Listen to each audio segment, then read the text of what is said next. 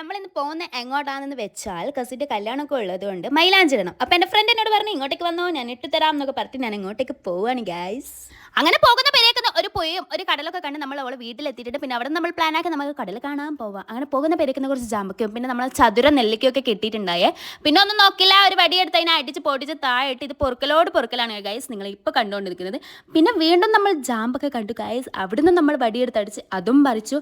നല്ല ടേസ്റ്റ് ഉണ്ടായിന്, എല്ലാവരും കൂടി ഉള്ളതുകൊണ്ട് നല്ല രസം ഉണ്ടായിന്. പിന്നെ നമ്മൾ അതിനൊരു കവറിലൊക്കെ ഇട്ട് മുന്നോട്ട് പോകുമ്പോൾ ഗൈസ് പിന്നെ കാണുന്ന വെളുമ്പിക്ക, പിന്നെ അതിനെ നമ്മൾ വെറുതെ വിട്ടില്ല, അതും പറിച്ചിട്ടുണ്ടായി. പിന്നെ നമ്മൾ ബീച്ചിലെത്തിയിട്ടുണ്ട്. ഇവിടെ ഒരു നിരാശ കാമുകനെ കണ്ടു ഗൈസ്. എപ്പോൾ വരുന്ന പോലെ ഉണ്ടായി, ഇന്ന് കുറേ ആൾക്കാരുണ്ടായി. റിസോർട്ടിലൊക്കെ ഉള്ളവരൊക്കെ ഇന്ന് കടൽ കാണാൻ വന്നതാണെന്ന് തോന്നുന്നു. പിന്നെ ഇവിടെ നമ്മൾ ഒരു ചെറിയ വഴിയിലൂടെ അങ്ങോട്ടേക്ക് പോയിക്കൊണ്ടിരിക്കുകയാണ്. നല്ല രസം ഉണ്ടായിരുന്നു. എല്ലാവരും ഉള്ളതുകൊണ്ടാണെന്ന് അറിയില്ല, ഭയങ്കര രസമായിരുന്നു കേട്ടോ.